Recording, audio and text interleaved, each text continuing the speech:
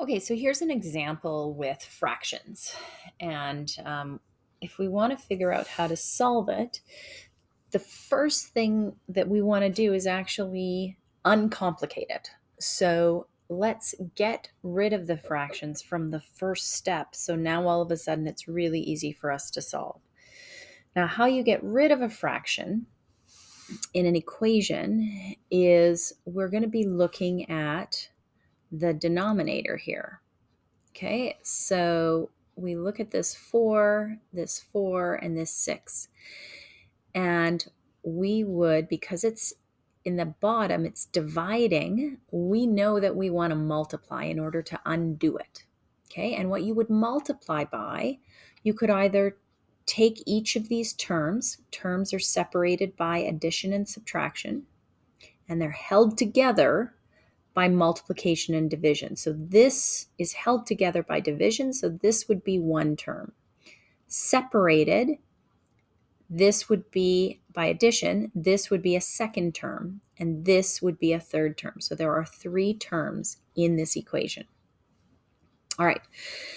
So we could multiply each term by 4 and then multiply each term by 6, but this seems like a lot of work. So let's just try and simplify it by multiplying by our common denominator.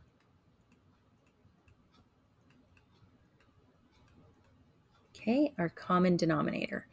So how we figure out a common denominator is by looking at the factors. So here, the factors of 4 are 2 times 2. Here, the factors of 4 are the same, 2 times 2. And here, my factors are 2 times 3. Okay, so I'm going to take those first, whatever that first one is, and I'm going to write it down. 2 times 2. Okay, so then I'm going to look at my next one. Okay, and I'm going to say, right, what do I have here that I don't have here? Well, I have two 2's, and I already have two 2's. Great. So I don't need to add anything. Whoops. Add anything more to my common denominator. Okay, so now I just have this last one to take a look at. So here I have a 2 times 3. Well, I've already got a 2, so I don't need to add another 2, but I do not have a 3, so I need to add a 3 to that. And then that's going to give me my common denominator. Okay, so between 4 and 6, my common denominator is going to be 2 times 2, which is 4, times 3, which is 12.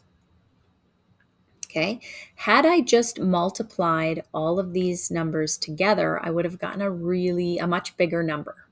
Okay, so you want to try and keep it small so you can keep your fraction easy to solve. All right, so now I can go ahead and multiply each term by a common denominator. So 12 times 12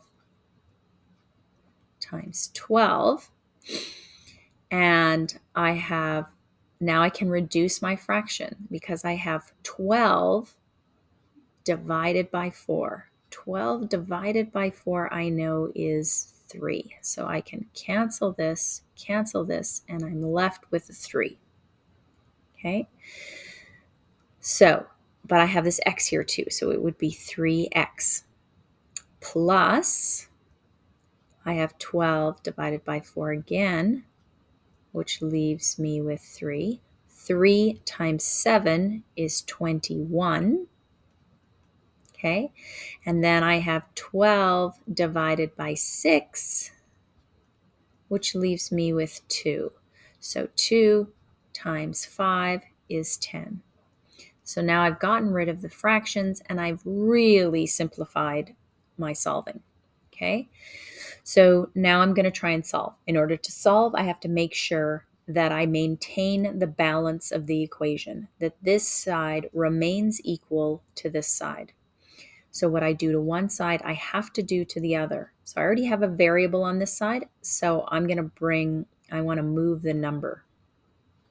So I'm going to minus 21 from both sides.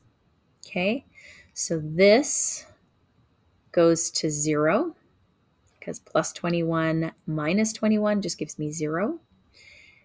On this side, though, I have a plus 10 and a minus 21, so that would leave me with minus 11.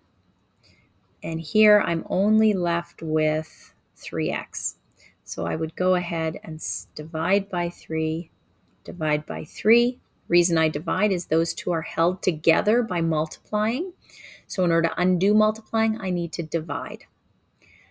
When I have 3 divided by 3, that creates a 1, which makes me just have 1 times x, which is just x, equal to, and then on this side, I'm going to leave it as a fraction because my original question had fractions in it. It didn't have decimals. So that means I have to leave my answer